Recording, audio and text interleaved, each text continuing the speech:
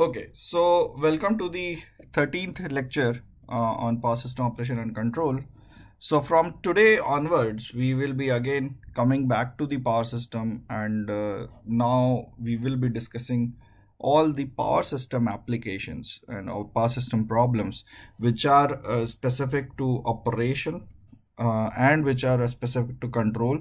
So control will be done in the later half of the course, so probably after lecture 25 we'll start the control part, or 25 or 30, and operations we'll be seeing till then, and most of the optimization algorithms what we have seen in the previous lectures, they will be used in the operation of power systems. So just wanted to give you a differentiation where we are going to use it. Control, most of the methods, the algorithms which I mentioned here, they are not directly used in control. They are used but indirectly. Indirectly means basically there are few advancement in the optimization methods where people can solve optimization methods in real time. And real time, when I say, means it is so fast that, because from the power system point of view, if you want to schedule a generator, let's say presently generator is there at a 50 megawatt, and at at time t1, and at time t2, which is nothing but just t1 plus, just let's say 1 minute.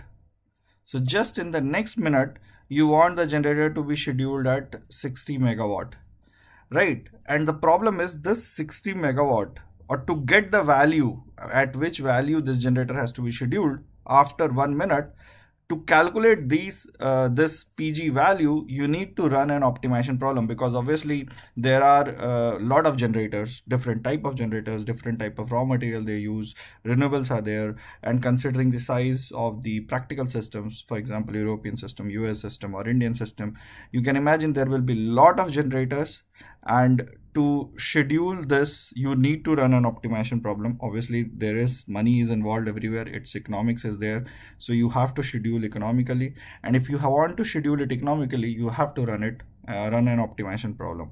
So generally, uh, with this size of an optimization problem, getting a solution in 1 minute is very difficult, and therefore there are few advancements in these optimization techniques which actually give solution within 1 minute.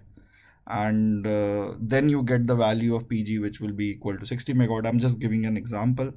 And because you can imagine, because this change of 10 megawatt generator itself will take, let's say, around 30 second, uh, probably 10 second will take around communication delay, you can imagine it as a communication delay, and then you who just remaining with just 20 second. I'm just giving a rough example, so you are remaining with just 20 seconds to give an optimization solution, and this is very very fast, very less time for a big size of a problem. So that's why control does not require optimization uh, directly, but yes, they do require indirectly.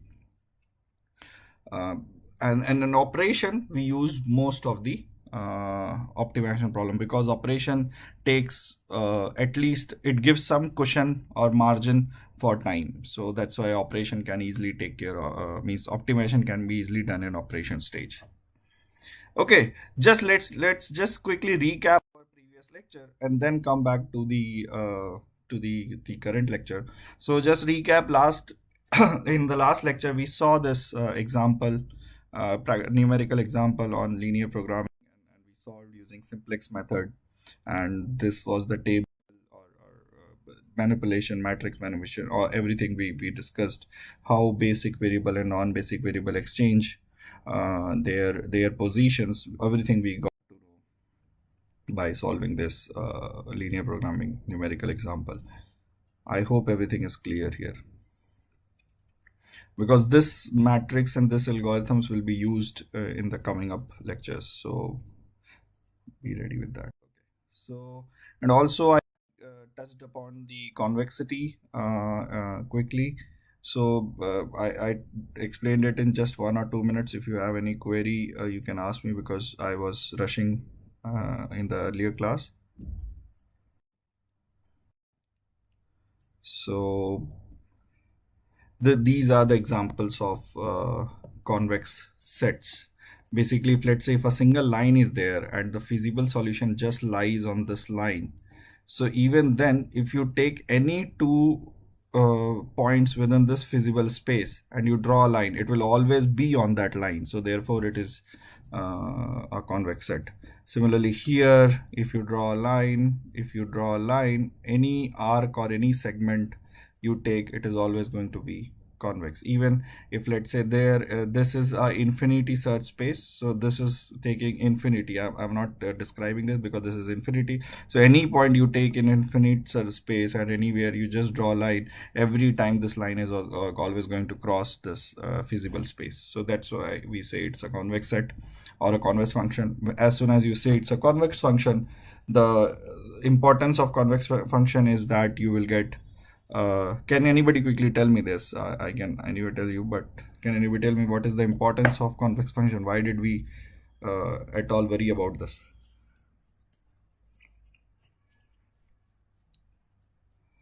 Why do we want? Yes, please. Solutions are limited. Solutions are Limited within the area, bounded area. limited by bounded area. Yes, obviously, solution will be bounded by limited area. That will happen in non-convex set also. But what is the main important? In non-convex, there may the area may be different, more than one or two. Because but still it is a defined area, right? It's a defined area. It will be non-feasible area. There will be some here also. These areas are non for this. Let's say if we talk about this, these are the non-feasible areas. This is non-feasible. This is not only this inside is feasible.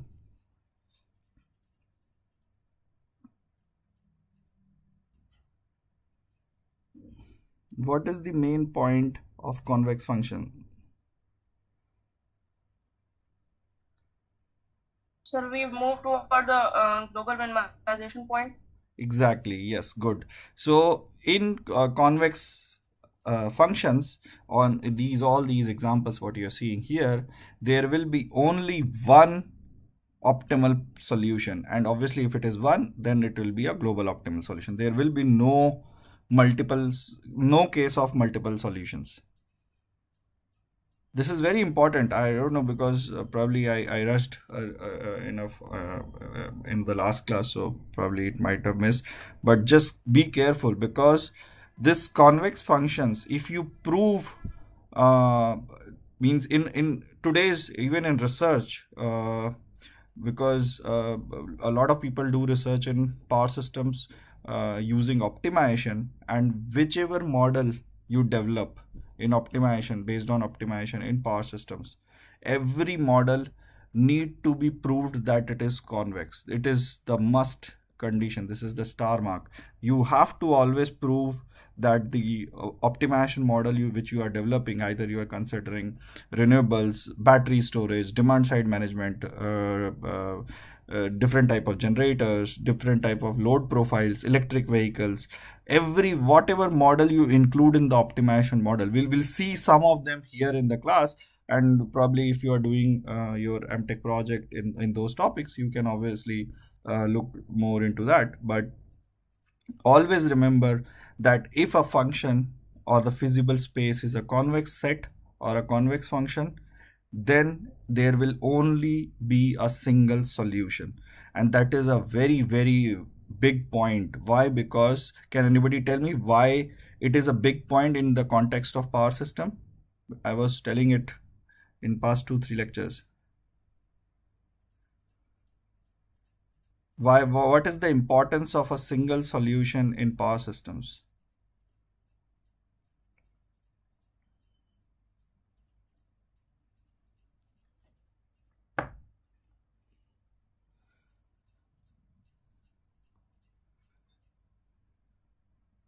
Assume that you are a power engineer and you are working in power grid or NTPC or POSOCO, any these are actually, because we have foreign student as well, so these are basically the government owned power plants. Or let's assume, if I make it a very generic sense, you are working in a power plant, or you are working in the substation, or you are working in a control center. What is the importance of single solution for you? Sir, if we get multiple solutions, then it will be difficult to tell the utility what to generate, and we can't actually know at which solution we have to settle. No, again, that's very clear, because if it is a convex set, you will have a single solution. If it is a non-convex set, you will have a multiple solution. I agree that it is going to be difficult. But okay, yeah, in a way you are right, but the important point is, yes, please. Perhaps it will take a lot of time to solve the problem itself. Yes, that is also a good point. Okay. The issue is time. Yes, both are almost right. There can be multiple factors, but yes, as the first person said, the importance is that if there is a multiple solution, then we cannot decide at what value we have to generate, or at what value we have to settle down. That is one issue. Also, what second person said is, if you have a convex function, then the solution is much faster. And considering the size of the system, practical systems, it's huge, it's enormous. So we need a fast solution. And if we want a fast solution, if the function is convex, generally the problem is much smooth, and it gets solved very easily. But if it is a non-convex set, it takes lot of iteration, it takes lot of time to converge. So that is another difficulty in non-convex set. Right. So I hope you got the idea why I was discussing this in this in a power system course. Why I'm discussing about convex function, because this is a mathematics topic, not a power system topic. But you always have to be curious and be inquisitive, and always ask questions. Why are we studying this? What is the importance of it? Right? You should always ask it. Why I am teaching you this? It's not. It does not look directly connected to power system. It's a mathematics thing, but you should always be curious. Why we are studying it. Now I hope you got the idea why we are studying it, because we get a single solution, and it has a very big advantage. Even if I connect from the economics point of view, if let's say if you have to pay your electricity bill, anyway, these things we will be discussing in our next course, which is going to be next semester, power system deregulation, which is all about the economics of power system, how economics of power system works. It's again a very interesting topic. And if you are interested in economics, money, markets, there are a lot of interesting things which we are going to discuss in that course. But anyways, this is going to be in the next lecture. But economics point of view, just to quickly tell you here that if let's say you have multiple solutions of prices, so let's say for me as a generator, in one solution I have been told that I'll be getting paid for my generation at, let's say, ₹1, and in another solution I'm going to get paid at ₹2. So obviously I'll prefer this. But let's say you are also a generator, so for one of the solution where I am getting paid ₹2, you might be getting paid ₹1, and where I am getting ₹1, you might be getting paid ₹3, means any random value. So obviously for you this will be a preferred solution because you want more money, and for me this will be a preferred solution. But obviously we cannot decide. It will be a debatable thing, and we cannot decide which one to choose. So that's why if it is a single solution, then nobody will argue, right? Everybody will be happy. Okay, whatever solution give, we are all happy with that. Okay, good. So I hope you got it. Again, just to tell you the examples of non-convex set, we will have regions where infeasibility will be there. If you draw any line, even if a line is very small or partly crosses crosses from the feasible region, that means it's a non-convex function. Here it is a non-convex function. This type of situation actually happens in power system. So this is very, very typical in power system, this type of situation. Also, this type of situation happens in some of the applications, and this is not seen mostly, but these two are often seen in power system. Even this is also seen. So this probably today we will see where this type of situation is observed in power systems, and probably in after some lectures we'll see this, and later on we'll see this type of situation happening also. So here let's say if I talk about this plot here, if you'll see that the feasible region is just x1a and x1b and x1c and x1d. There is no feasible region in between. So this is an infeasible region. So basically if you draw a line here and you connect, so obviously this will cross through this line. And also if let's say if these bubbles are basically infeasible region and these lines are feasible in between, so here also you can see if you connect any 2 point, you will face infeasibility, or you will face you will see that a line is crossing its feasible region. So that means it's a non-convex set. Okay, so just to quickly tell you that obviously you know that if the problem is linear programming type, then it is always going to be convex, right? Now if it is NLP, it is going to be always non-convex. Only the quadratic programming, QP is a special case, so you can imagine quadratic programming is just like this. So this QP is convex, rest all non-linear. Means still the second order, which is quadratic, it is convex. As soon as you go beyond the second order, which is third order, fourth order, cubic equation, quadruple equations, everything on beyond is non-convex. Only QP is a special case. So just for your information, even trigonometrics functions are all non-convex. Even logarithmic functions, exponential function, everything is non-convex. Right, so there is so you can imagine in any application you take where optimization is required, some way or the other you will always find trigonometric, logarithmic, exponential, or something like 1 by x. Even 1 by x is nothing but basically x to the power minus 1. This is also nonlinear. So so basically lot of problems, practical problems are non-convex, and it is very difficult to convexify or convert that problem into a convex function, and that is very important for the reasons what I said just now, which is we get a single solution, and that's why we want it to be convex. Right, so these are the things. Anyways, we'll discuss this. There is another one thing which I have missed out actually in, probably I thought I'll cover that in tutorial, but I have missed out that there is also called MILP, which is mixed integer linear programming. Okay, so this is MILP, mixed integer linear programming.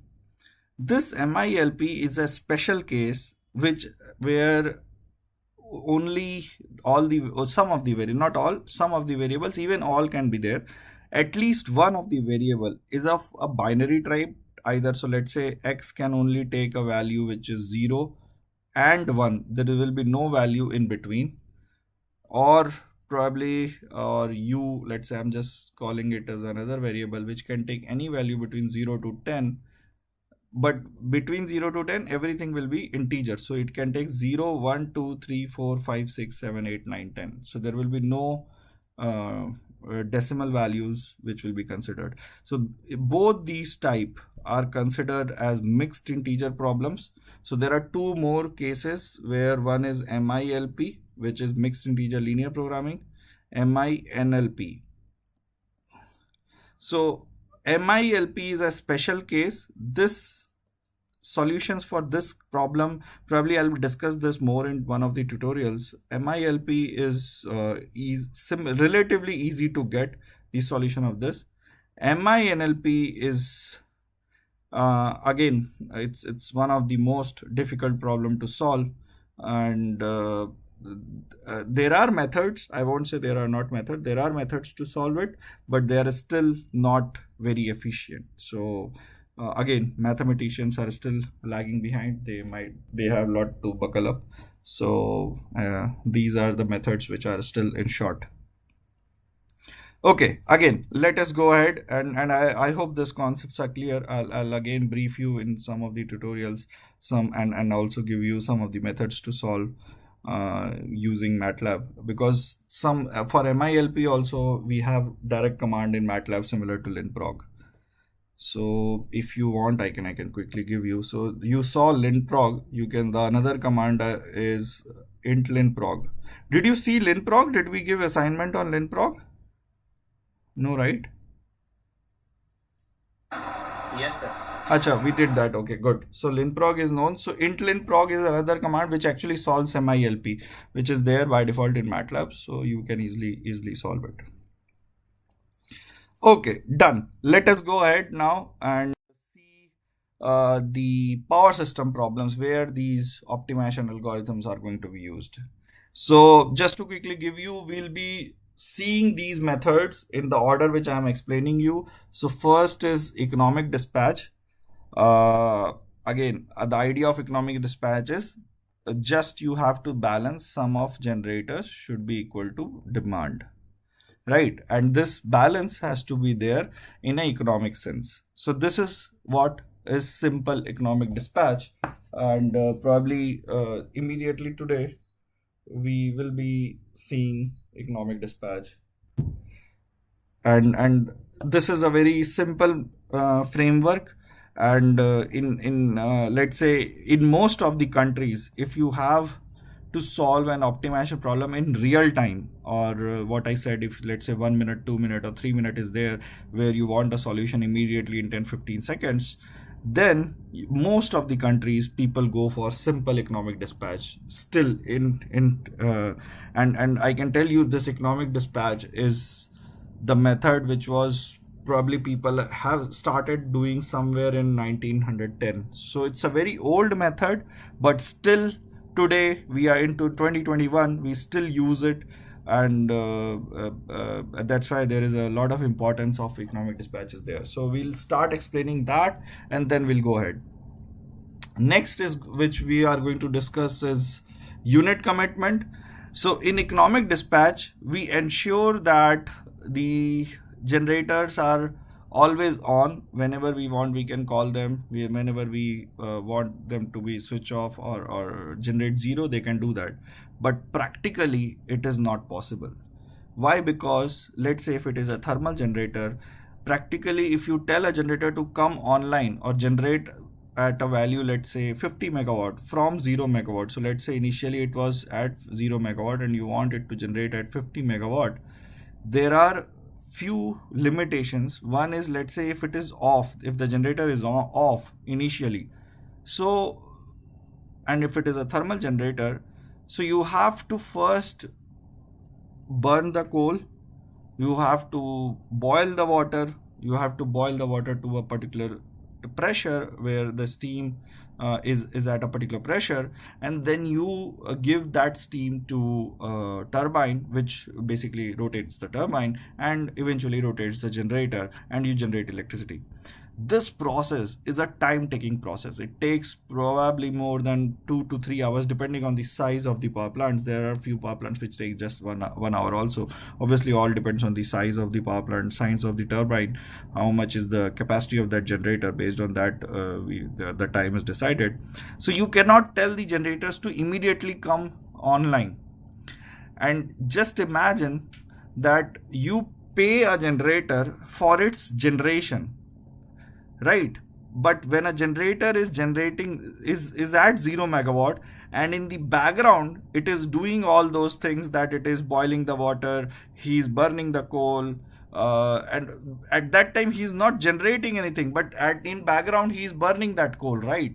So, and he has bought coal from some other mining industries. He has bought that coal and then he's burning that.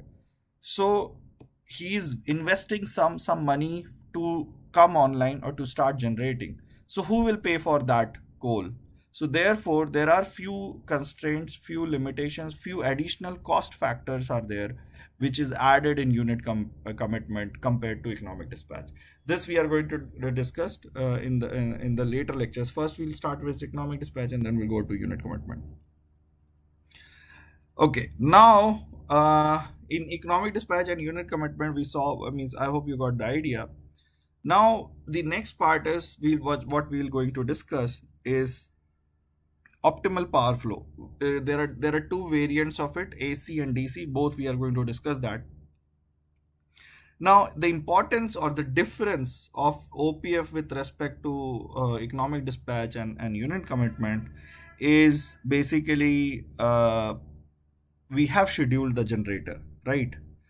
Now the issue here is the transmission lines. Now, because transmission lines also have some current carrying capacity or some megawatt capacity what it can carry.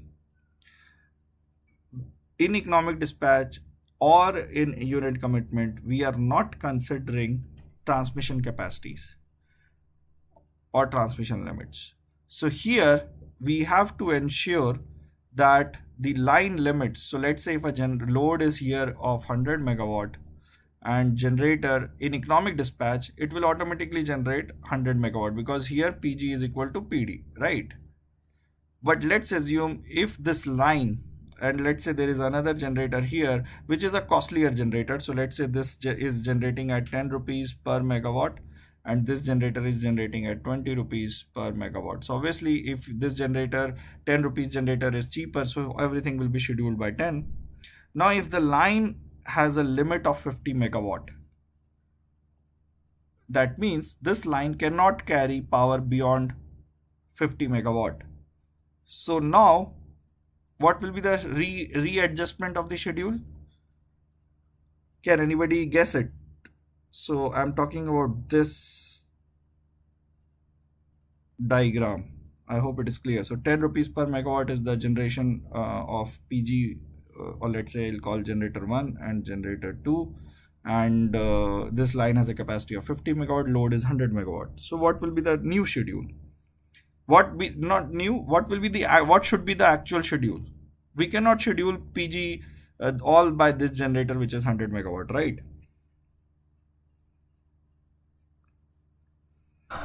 PG1 will be 50 and PG2 will be 50. Exactly. Good. Yes. Because of line, G1 will generate 50, G2 will generate 50, and this line will remain equal to 50 megawatt because of its capacities, right? So this constraint or this limitation is considered in OPF. So this we are going to see later on, and again this we can even merge this OPF with unit commitment so that we can also include the effects of generator on and off. So both can be included here. Then I hope all three are clear. Then the next what we are going to see is hydrothermal scheduling. This is a very special case. Why I'm calling this as a special case, because if I let's say take you a bit back, or probably 20 years 30 years down the before, what used to have, we used to have mostly only thermal generators which are nuclear or coal based power plants, and there are few hydro power plants. Obviously hydro is very strategically located because of the dams. Wherever we can build a dam, there only we can have a hydro power plant. So these are obviously, dam building is a very location specific thing. Mostly it is there in mountains or an area where you can actually build a catchment area where all the water will be stored. So that's why hydro was very less. But gradually, even today also, we saw that hydro is very limited. And the problem with hydro, or the advantage with, let us just see the hydro advantages of hydro. Hydro is the one biggest advantage is its free of cost, or rather very cheap. It is just taking the cost of maintenance and manpower cost, nothing else. There is no generation cost as such. So you can imagine the cost of hydro is very less. It generally means, I can tell you quickly the practical numbers. So a coal power plant, if he generates electricity, it generates roughly between rupees 1 to 2 per megawatt. It is 1 to 2 per kilowatt. Kilowatt is the price of electricity what the coal power plants are incurring, or they generate at this value. Compared to this, hydro power plant generates somewhere between 20 it's not rupees, it's 20 paisa, or let me just make it even simpler. So it is rupees 0.2 to rupees 0.5 or 6. So you can imagine the cost is very less. And if I talk about olden, so these are the new coal plants which are taking this cost. But in earlier days, when 20-30 years back, these used to take rupees probably 3 to 4 rupees per kilowatt. So these prices were also higher because technology has advanced and the prices has came down. So you can imagine the cost of hydro is probably 1/5 of coal plants. And so therefore we need to take special care of hydro for generating the power in power systems. Now, why I am saying, can anybody guess why we have to take special care for hydro? So one advantage is cost. What is another? Because it is limited by the flow of cubic. Exactly. Yes. So flow of cubic water. So it depends on the flow of cubic water. That is, you can say that is a limitation of this hydropower plant, that if a water is coming from upstream and if let's say it's a winter season or it's a summer season, generally water which is coming to this dam, generally the volume reduces, and rainy season the volume will be very high. Right, so that is one limitation. But the advantage of hydro plant is that you can immediately ramp up and ramp down. What I mean by ramp up and ramp down, what I was telling here, let me just quickly change the color. So I was telling here that if a generator wants to go from 0 megawatt to 50 megawatt, going from 0 to 50, a coal plant or a nuclear plant may take more time, significantly more time than what hydro can do. This jumping from 0 to 50, 0 to 100 in just probably just 10 to 15 seconds, or probably at max a minute. So this is very fast. Hydropower plants are very fast in ramping up. You just have to open the gates of the dam and immediately water will pump in, and then immediately it starts generating. So that is the biggest advantage of hydropower plant, because and these days when we have a lot of renewables which always keeps on fluctuating, hydros are playing big role in balancing the system or keeping the generation equal to demand, right? So I hope this idea is clear. Now coming back to the cons, or I would say limitation, what one of you have already said, that we depend for this hydropower plant based on the water available in the dam, right? So if water is more, then you have more flexibility or more freedom to generate or at a faster rate. If you have less water, then you lose that freedom, right? Because if the height in the dam is less or water is less, then you will not be able to get that much speed in the water, and the speed is not there. That means you cannot generate at a faster rate. So, and that everything depends on the water availability in that dam, and water availability depends on a seasonal basis. Everyone knows this, right? Based on climate condition, based on season, based on weather, the water collected in the dam keeps on varying. So therefore hydrothermal scheduling has to be taken special care in power systems, and we see that the hydro is used efficiently because it is cheap.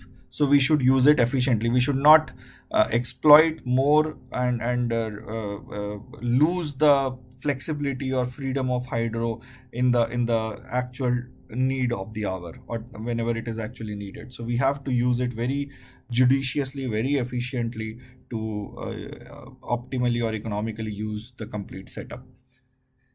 Right. Another important point, just for your probably for your interest or for your curiosity, I just wanted to tell you something very interesting. Let me erase this part. So I'm not sure, probably foreign students might not know this, but in India during COVID period, uh, during the first phase of COVID, when it actually came initially, that time our Prime Minister has given a kind of a uh, uh, activity that we have to switch off our lights on a day at 8:45 p.m. and we have to again switch on our lights at. Can anybody tell me the date on which date this has happened? I forgot the date. It was somewhere in April. It, 5 April. sorry, 5 April. 5th. 5 April. Yeah, 5th April 2019, right? 2020, right? Yes, sir. Yeah. So on 5th April 2020, we have been told 9 to. p.m. 9 p.m. Yeah, sorry. 9 p.m. 9 minutes. 9 minutes. It was 9 p.m. 9 minutes, or 8:45 to 9. This is what I remember. 8:45 to 9. Or am I incorrect? 9 Okay. p.m. 9 minutes. Achha, 9 p.m. 9 minute. And it was Yes. starting from 8:45, right? What was the starting time? So starting time was 9. Achha, 9. okay, starting was 9 p.m. and ending 9:05, I think. Achha, 9:05. Okay, yeah. Okay, so okay, just ignore the previous one. Let me just erase this. Okay. Yeah, so it has been told to all of us to actually switch off these lights, means our lights at our home at 9 p.m. And this is the time where complete lockdown was there, and nobody, no industry or no commercial buildings are on. They were already off. Industries were off. Commercial areas were off. Only residential load was there. Everyone was told to stay at home. So we have been told that at 9 p.m. we have to switch off the lights, and at 9:05 we have to again switch on the light. Right. So you can imagine. I'll just give you some numbers, and I'll tell you. Again, I'm going to come back to the hydro and the importance of hydro here. That our complete India load is somewhere around 150 or 160 or 170 gigawatt. Just observe this. It's somewhere around this value, and because all the industrial load and commercial loads were off, so we were running somewhere at around 80 gigawatt.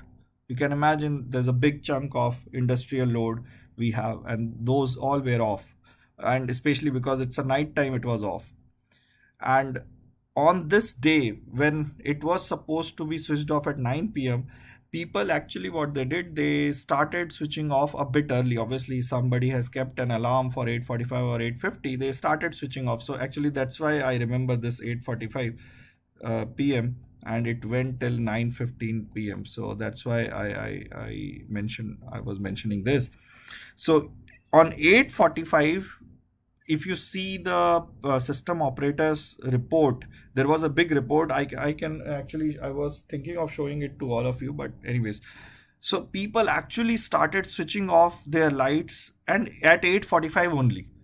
And not only lights, because it was only told to switch off the lights, but people started switching off their air conditioners, their fans, everything, and they came all out of their home.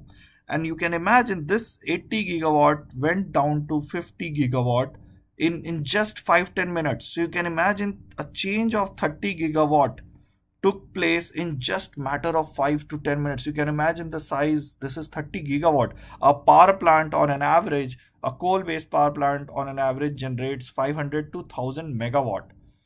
A single power plant is of a capacity of 500 to 1000 megawatts. So you can imagine this quantum. I'm talking about 30 gigawatt.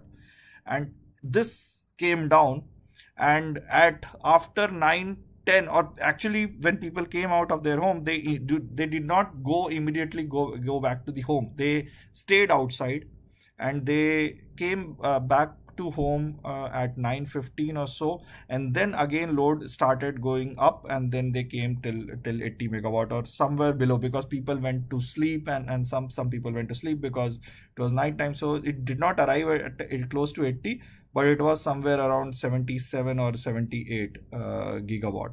So that was you can see the report. It is there in the public domain, so everybody can see that.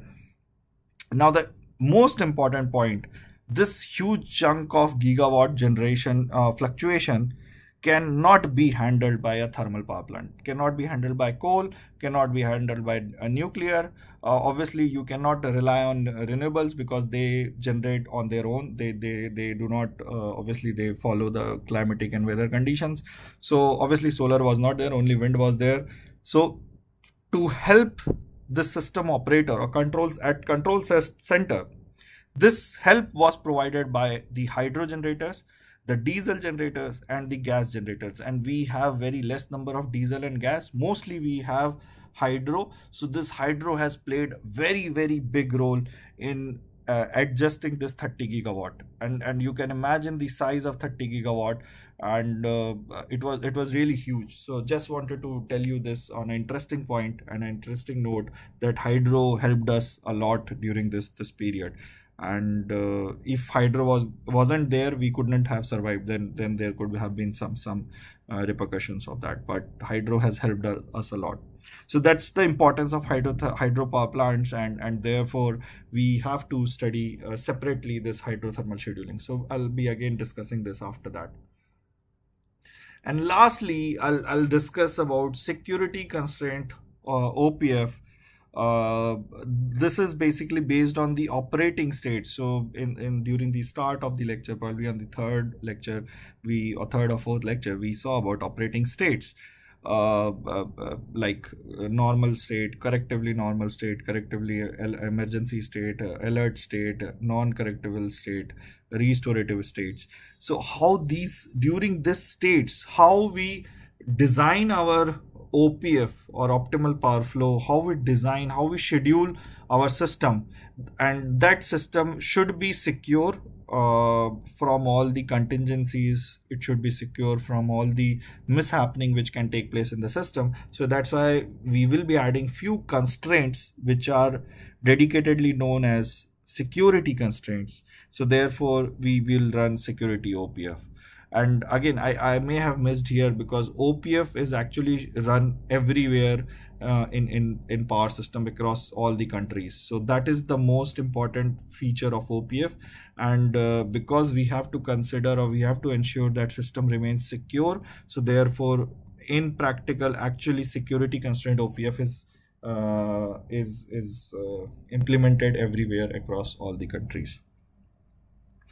Right. So with this interesting note, actually I thought that I'll start economic dispatch, but it took a bit of more time. So I'm almost done with the time. So let us see the economic dispatch in the next class. But I hope you got the idea of how these optimization algorithms at every stage, it is going to help us. Whatever optimization model we are going to develop in all these 5 topics, what we are going to see, everywhere we'll be developing an optimization model, and that model will be solved using these algorithms what we saw just now in past 2-3 lectures. Right. So probably this was not that technical lecture, but anyways, I hope you got the idea. And also regarding this convexity, in every way, in all these 5, you can imagine, if we get multiple solutions, then the system will be at a very confused state, and it will be difficult to resolve lot of issues, and it can take lot of issues. So therefore we need a single solution, and if we want a single solution, we want the problem to be convex. So that is the importance of convexity, and these are the specific or optimization or power system problems which we are going to target, and these are actually implemented in real power systems. So this is of highly practical importance. High practical importance is there, and if you are doing a job wherever you are, whatever job you're doing, if you're doing it in terms of power systems or if you're working as a power engineer, these methods will always help you some way or the other in your career or in your whatever job you're doing. Okay, so with that I'll stop this lecture. If you have any queries, you can ask me.